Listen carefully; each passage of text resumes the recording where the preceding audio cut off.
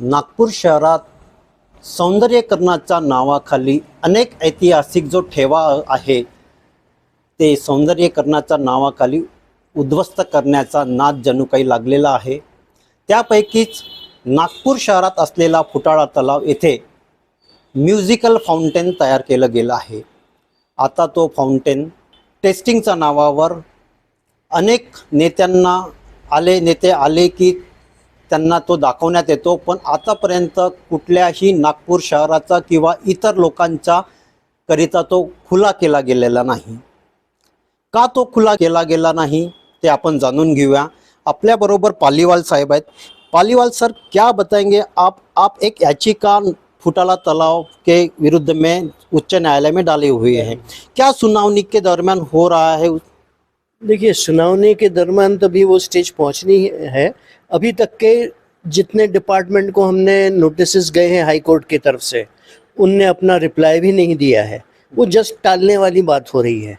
लेकिन वो फुटाले का फाउंटेन इसलिए भी बंद हो गया अभी रिसेंटली कि उसका पूरा वायरिंग, आपने पेपर में देखा ही होगा, वायरिंग खा गए कीड़े। हाँ। ये पहले टेस्ट करने चाहिए थी, उसके बाद ये सब करना था।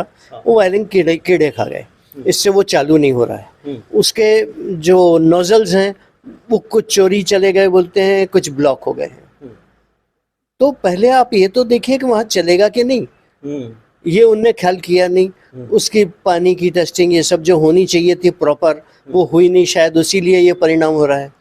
और वैसे भी अपन देखें तो नागपुर में देखने लायक तालाब जिसके किनारे पे लोग बैठ के अपना टाइम गुजारते थे, स्पेशली शाम के टाइम में, बिना कुछ टिकट के, वो यही था। अब इन्हें जब चालू भी कर देंगे तो उसके ऊपर एक पर पर्सन 300 रुपये टिकट लगेगी। तो जो चीज़ आपको फ्री में नेचर ने दी है उसको आप जबरदस्ती टिकट लगा के क्या करते हैं? ये कोई विकास हुआ क्या? ये तो बल्कि फ्री में दी हुई चीज़ों का बर्बादी हुई। अब वहाँ पे इतनी बड़ी वास्तु बना दिया है। अब ये वास्तु बनाया काहे पे? बंड के ऊपर। कहीं पे भी आप दुनिया में दिखा दीजिए कि बंड के ऊपर कंस्ट्रक्शन इस तरह का होगा। इनका बंड के ऊपर कंस्ट्रक्शन है। इस तरह से बहुत सी इरेगुलरिटी है उसमें।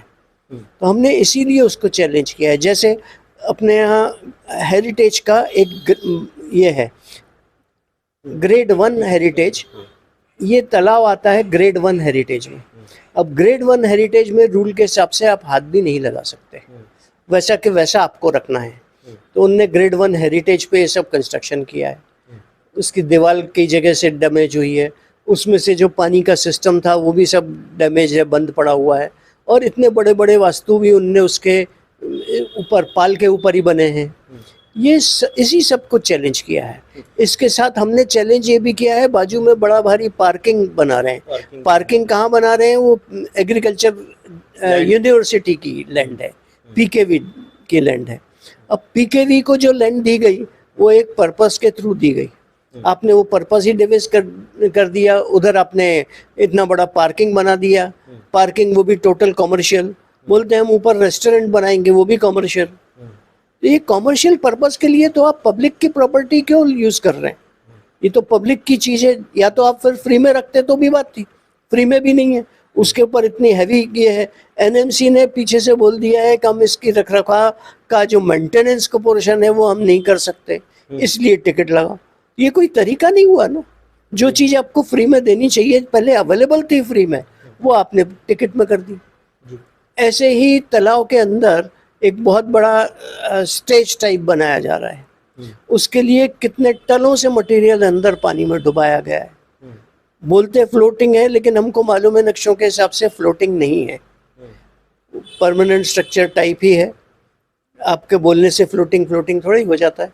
उसको आप नीचे पिलर में इसमें बनाए हैं, नीचे तालाब की बेस में बहुत से पत्थर डाले हैं। तो ये सब भी वेटलैंड अथॉरिटी के रूल के हिसाब से गलत है।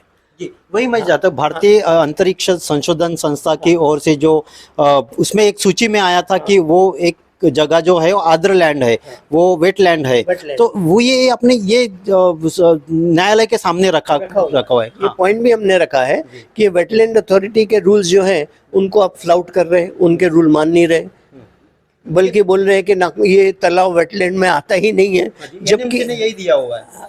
ज्यादातर लोगों ने यही दिया है कि तालाब वेटलैंड नहीं है। अब वेटलैंड नहीं है तो क्या है, एक बात। दूसरी बात, ऐसी रूलिंग है कि कंफर्म स्टेट ने वेटलैंड कंफर्म करना चाहिए, ऐसी कोई जरूरी नहीं है। वेटलैंड एटलस में है, उसका पूरा डिटेल है, कोई भी वेटलैंड है। सुप्रीम कोर्ट की कुछ रूलिंग्स हैं कि कोई भी wetlands are to be preserve. क्या इस तरह से प्रिजर्व हो रही है? सुप्रीम कोर्ट का सुप्रीम कोर्ट का एक रूलिंग भी है, वेटलैंड आपको प्रिजर्व करनी है, वेटलैंड पे आप कुछ नहीं कर सकते, और ये वेटलैंड पे ही सब नाटक हो रहा है।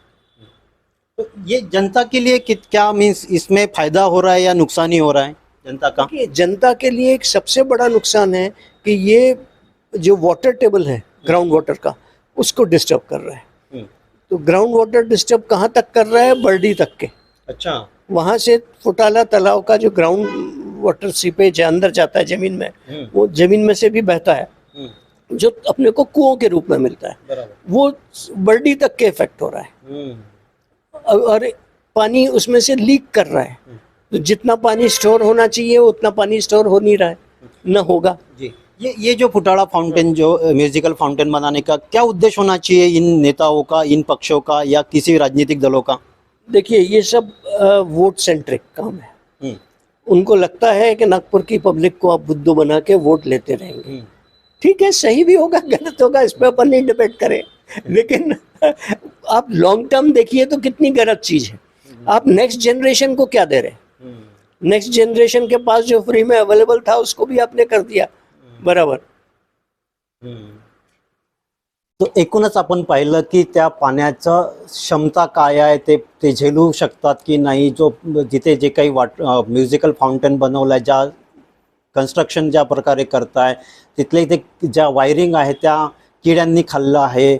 उलट वेटलँड ही जागा आहे, भारतीय अंतरिक्ष संशोधन संस्थेने हे सूचित केलं आहे आणि सुप्रीम कोर्टाने निर्देशित केलं आहे की ही वेटलँड आहे आणि वेटलँड असतानाही या जागेवर कुठल्याही प्रकारचं या प्रकारचं कन्स्ट्रक्शन करू शकत नाही। बाजूला कृषी विभागाची जी PKVची जागा आहे ते जे पार्किंग जे करताय त्याचंही तिकीट लोकांकडून घेणार आहे, या म्युझिकल फाउंटेनचेही पैसे लोकांकडून घेणार आहे।